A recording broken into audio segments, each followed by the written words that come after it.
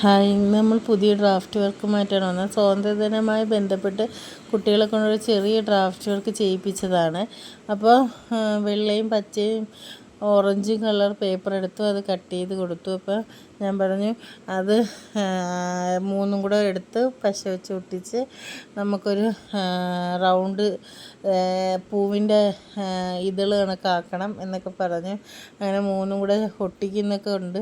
അങ്ങനെ ചെയ്ത് ഇതൾ കണക്കൊക്കെ ഇങ്ങനെ റൗണ്ട് ചെയ്തിട്ടുണ്ട്.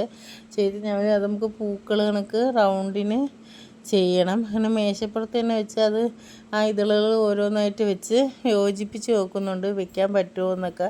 അത് കഴിഞ്ഞിട്ട് ഓരോ ഇതൾ വെച്ച് ഒട്ടിച്ച് യോജിപ്പിച്ചിട്ട് അത് ഒരുമിച്ചാക്കിയതാണ്.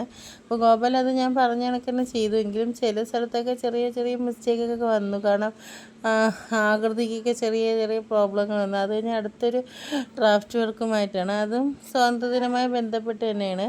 ഞങ്ങൾ ശ്രീനിയും റെജിനും കൂടെ ചെയ്തതാണ്. അപ്പോൾ ആദ്യം ശ്രീനിയാണ് റൗണ്ട് കണക്ക് വെട്ടിയെടുത്തിട്ട് അത് ഒട്ടിച്ചൊക്കെ തന്നു.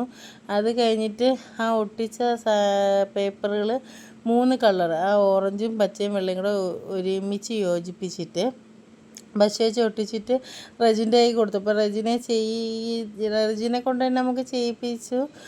കാരണം ഒരാൾ ഒട്ടിക്കുകയും ഒരാൾ ഇതെല്ലാം യോജിപ്പിച്ച് കൊടുക്കുകയും ചെയ്തു. അപ്പോൾ അങ്ങനെ നമ്മൾ റെജിനെ വിളിച്ച് റെജിനും ശ്രീനിയും കൂടെ അത് ചെയ്തത്.